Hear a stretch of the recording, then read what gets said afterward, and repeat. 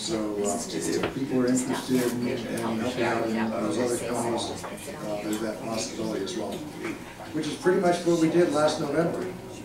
Last November, we pretty well covered Medina County so well that we were able to put our volunteers into some of the other counties there. So instead of just re-electing Bill Batchelder and Dave Hall, we actually helped elect a handful of other state representatives from other counties. And that was a good thing. Greg, is that you back there? Hey, Greg. It's been a while since you visited us. Greg Badger is from the Prominent Republicans Club. Hi, everybody. It's always good to see friends from Cuyahoga County. Diane Mueller, you need to give her a ticket. No. Has she been speeding? Yes.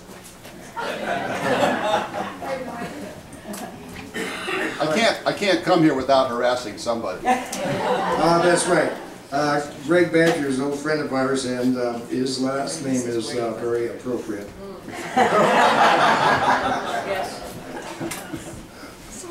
Dan, we're glad you're here too. I'm going to take a few minutes break to check on the progress of our guest speaker, and we'll be back with you in a few moments. Talk among yourselves. Talk among yourselves. Jeff, is there anyone here that was down at Renese's office here about a week ago? He had a get-together with a number of local people. I know Dave Frost was there, but he's not here today. Right. Is there anyone here that was there that can kind of give us an update on what he had to say? Yeah, I was there as well.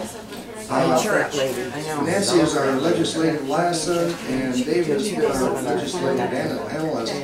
He is the one fellow that reads the bills, like the healthcare bill, and lets us know what's in them. Well, since there's stuff going on in So he was there. it's probably the hottest, most important subject. Right. We're still discovering. At any rate, Jim Renacci was discussing with us the proposed deficit ceiling increase. Jim Renacci was giving us a presentation about the situation with the deficit ceiling. And it's kind of like between a rock and a hard place. The spending that's already enacted and underway is going to result in that ceiling having to be increased. That was good. The idea that we can just cut up our credit cards and let the banks do what they will does not appear to be tenable.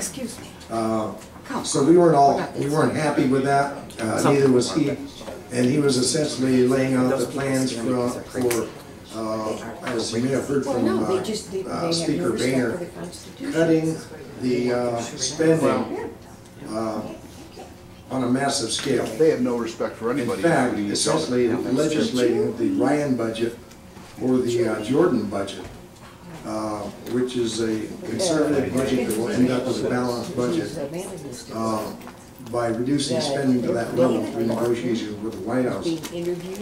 And then he pretty much threw it open for reactions from the audience, and that was primarily a representative from all the different Tea Party organizations in the 16th district. Ashland, Wayne County, Medina, and Stark were all represented. And of course, People are being just as John Boehner is over here, and when he's negotiating with a room full of Democrats, it's kind of hard to stay the line. I go in there a lot. He's got 60 freshman Republicans who are saying, hey, you've got to stiffen up the spine and hold the line in those negotiation sessions. And one of the things that we're doing is we do the same with Jim Renacci. So we support him, but we hope to stiffen up his resolve as well. So that was pretty much the nature of the discussion. And I think it was very good because through 2008, 2009, part of 2010, I think some of our groups got into the habit of being grenade throwers. We were protesting, we were demonstrating, we were calling Bocheri and Sutton on the carpet, and we got so used to being in this adversarial mode that it's difficult for some of us to transition to the mode where our guys are in there. We need to make sure that they got the right plays being called from the sidelines, and that they're executing the plays we want them to execute. So it's a little bit different role. Not all of the groups have made the transition. Counter? You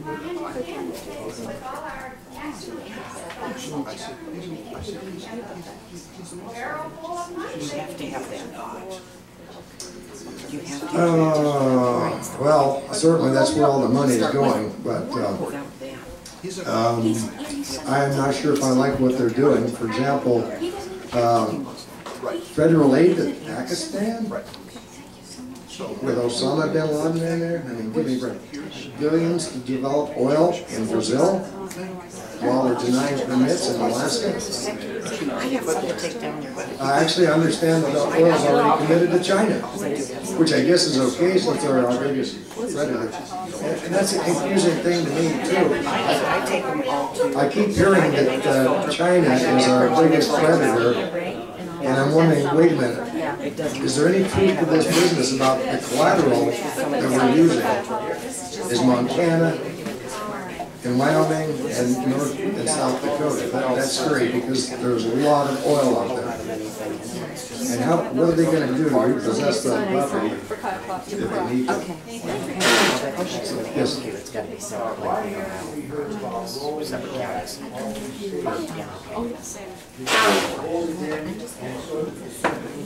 So, the point being, that there's a lot of people out there that like her. They actually think that this is all harmless, innocuous, nothing bad, don't worry. In the midst of a high session, Congress voted itself in favor. Right. Yeah, I don't understand why either that we are thinking, okay, they ratcheted us up to this new level of spending, and now we have to essentially balance the budget with that new level. Have you heard I mean, we weren't spending this much 2 years ago. Why can we not ratchet back down? I'm with you on that one. Well, Yes, sir.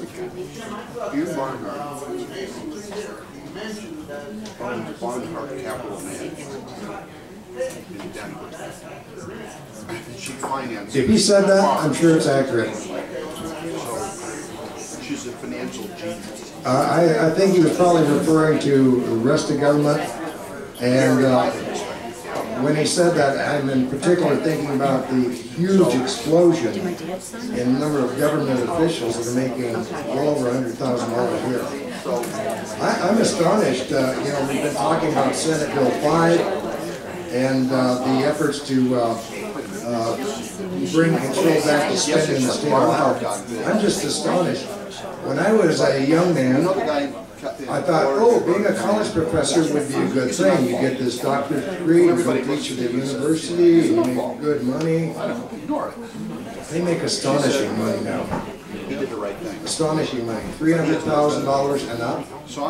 And there was one interesting person recently that had been a state representative with a salary of something like $70,000 a year. They had put in a lot of years, and they then got a position in the university teaching, which put them up in the $300,000 category, and they were going to retire in just a few years at a huge retirement, because they had the years, and the top salary was $330,000 a year as a college professor. And they didn't have a doctorate. Oh, well. Somebody might. Yeah, Bill? Can you bring us some data on redistricting Big word? redistricting going on? Right. Yeah, redistricting, we don't have much of an indication there. I have heard nasty rumors that the people trying to reapportion our congressional districts are trying to be fair about it, so that we lose one Republican and one Democrat. And I think they should hold that thought until we see the Democrats being fair. Took pictures of it and put it on the internet. Yeah, it's like a boxing match. Do you let the other guy hit you every other blow? So You hear them and then you let them hit you? but ain't nothing like putting. That might be a nice idea, but it's not the way the game is played. See it. So I think they should reapportion based upon population. It's actually The population has been dwindling in Ohio, has been from Democrat-dominated districts. Guess what? Democrat policies cause the economy to deteriorate, which means there are no jobs, which means people have to move out of the state in pursuit of jobs. And so college graduates. So I think the newspaper of directional speech should come out of those areas where the population has been dwindling. Excuse me, folks, It's a move. we're trying to hear him. If you could maybe tone it down a little bit so we could hear Jim. Thank you. Okay. Senate Bill 5. Everybody should be familiar with Senate Bill 5. Our top priority for the next couple of months has been the Ohio project and get that ballot on the that measure on the ballot. But there is a very significant effort by the unions and the Democratic Party to challenge Senate Bill 5 and put a measure on the ballot that would essentially repeal that. If you repeal Senate Bill 5, which tries to impose controls on the spending on government employees in Ohio, and that is the overwhelming majority of spending, salaries, then essentially you throw the Kasich budget, balanced budget, completely out of balance.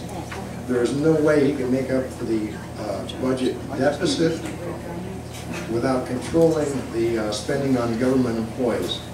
And that can be done two ways. It can be done gradually by reforming the collective bargaining system, or it can be done in the fashion that Zell Miller did back in Georgia a few years ago. I saw it. There was a wailing and gnashing of teeth as he slashed government jobs. I mean, I'm talking over 25%. I don't know that John Kasich would have to do that, but he is required to balance the budget.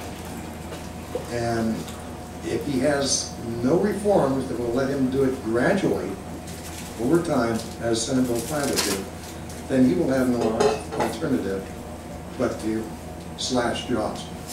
Unions don't seem to care about people that don't have 8 years seniority, the younger people. They don't seem to care about a lot of things that just make good sense to us. And let's face it, if you're looking at northern Ohio, over the past 2 generations, the unions have had this upward pressure on business costs. I suppose not all the time their demands were outrageous or unreasonable, but I think in many cases they were. And when you combine that upward pressure with the downward pressure of regulation and taxation, it's just like a toothpaste tube. The jobs are squirting out. Down to the south, or clear over to China and India. So the unions are still locked into the philosophies of the past. They're going to try to reverse the November election by having Senate Bill 5 on the ballot this fall. And I'm glad that we're occupying the places where they would collect signatures with our Ohio project. If they get it on the ballot, Senate Bill 5 repeal, and I'm fairly certain they will be able to do that, we will need the Healthcare Freedom Amendment or the equivalent, and there is no alternative actually in the works, on the ballot to bring out the conservative votes. Otherwise, there's going to be some serious problems. After June 30th, once we get the Healthcare Freedom Amendment on the ballot, priorities will change. And then our top priority for the next few months is going to be getting the public informed on Senate Bill 5 and the Kasich budget. And a little over a month ago, we expressed our concerns to John Kasich and Bill Batchelder about their budget in Senate Bill 5, and we put the question to them, what do you, I mean, you're governor and you're trying to govern, you're Speaker of the House, you're trying to pass legislation, you've got this truck coming at you. What are you doing about that? What are you going to do to convince people of Ohio to support you? Silence. What are you expecting from the Ohio Republican Party to do to inform the public and support you? Silence. And the net result was, okay, well, I guess it's us. The patriotic, conservative grassroots groups throughout the state, plus the governor, plus Batchelder. Now they've started up their organizations again. If you look out on the web, you'll see sb5truth.org. That's Bill Batchelder's debunking of the union myths. John Kasich has One Ohio United, which has brought in the business community to help support this. And I was just informed last night of a group of Speakers Bureau that's being formed. And one of the things we're going to be trying to do is encourage groups throughout the state to put on town halls, public forums, panel discussions, and debates, and invite the general public to get the word out about Senate Bill 5, facts and fiction. Jeannie? How many signatures do they need in order to get this on the November ballot? Because they have to have it 90 days prior to it, right? Correct. So they need a lot of signatures. They need a lot of signatures, and just to give you an idea, for the health care bill, it's a constitutional amendment, which means you got to have 10% of the number of people that voted for governor in the last election. That would be 385,000. Typically, you have to expect a certain percentage of votes, signatures to be invalid. Right now, we're running an 85% validity rate, which is very strong. Even so, you have to figure, okay, well, we need to project 80% validity rate. So, they only need about a third by of July what we 6th, need. you're going to have over I thought it would be the 395,000. same thing, it's No. Bill. No, By they August don't, 31st, we have to have accumulated up to 450,000. The unions, what they're doing is not a constitutional amendment. They don't need 10%. Okay, gotcha. They only need 6%. That's one problem. So you're looking at, I think it was something like 285,000. The other thing is, they've got 330,000 union members in this state. They could just order all their union people to come to the union hall and sign. And they'd have the numbers. So that's why I'm fairly sure that the effort to repeal Senate Bill 5 will be on the ballot. And that's why we need the healthcare freedom amendment. Okay, I'd like to introduce everybody to our visitor here. He's brought in a number of books. We saw Bill last year at one of the Ohio Christian Alliance events, and he spoke about the history of Islam. And this was the first we had known about Islam. I mean, it was just always some religion out there, and we didn't know anything about it. We understood that centuries ago, the Crusaders meddled in somebody else's business, and that was a bad thing, and the Muslims were victims, etc. And Bill gave us a very different viewpoint. We bought his book, What Every American Needs to Know About the Quran. Let me give you a little warning. You might want to fasten your seatbelts. Okay? Because Bill is a very dynamic speaker, and he will do the fire hose and ear trick with the facts. And if you don't get a chance to catch it all, check out his book, What Every American Needs to Know About the Quran. I highly recommend it. And whatever you might have missed during his presentation, It's in their names, dates, and places, and you will be prepared. Bill, are you ready? Okay. William Federer, nationally known speaker, best-selling author, president of